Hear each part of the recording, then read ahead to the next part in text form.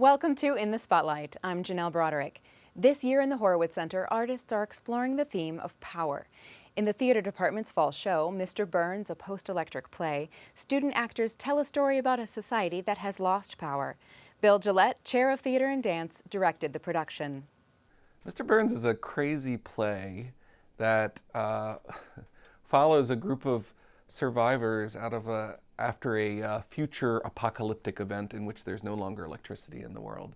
And they start off in a woods clearing just trying to remember what TV was like, including a specific episode of The Simpsons.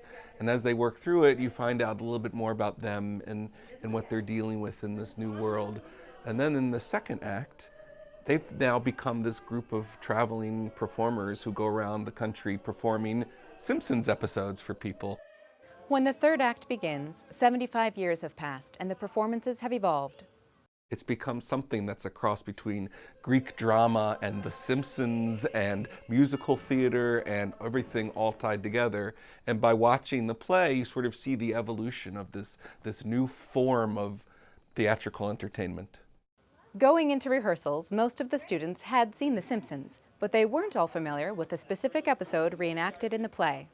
They all had to do a little bit of research. They had to kind of look at some Simpsons episodes, specifically a Simpson episode that comes up in this play, which is the Cape Fear episode. The retelling of the Cape Fear episode becomes a parable for this post-electric society. Part of the reason in this play that the electricity is gone is because nuclear power plants of all kinds have malfunctioned and have blown up. And so Mr. Burns, this character from The Simpsons who was the manager, the owner of the power plant, he becomes this sinister figure that's at the root of all the evils now in this post-apocalyptic world. Gillette sees the play as a love letter to the power of theater. It's the idea that if everything was taken away from us and we had to start again as a society, as a culture, what would we need to do more than anything else? And what we need to do more than anything else is tell stories. And so The Simpsons and Cape Fear, and that's sort of a hodgepodge of previous popular culture that they feel like they want to hold on to for some reason, the idea that we can continue to tell stories. And it's interesting is they tell stories through theater. And we know, if we go back into human history, we've been telling stories with theater was the first way that we were able to share culture and share ideas and I don't know, teach. The theater department looks forward to 3 more productions this season, starting with The Burn in January.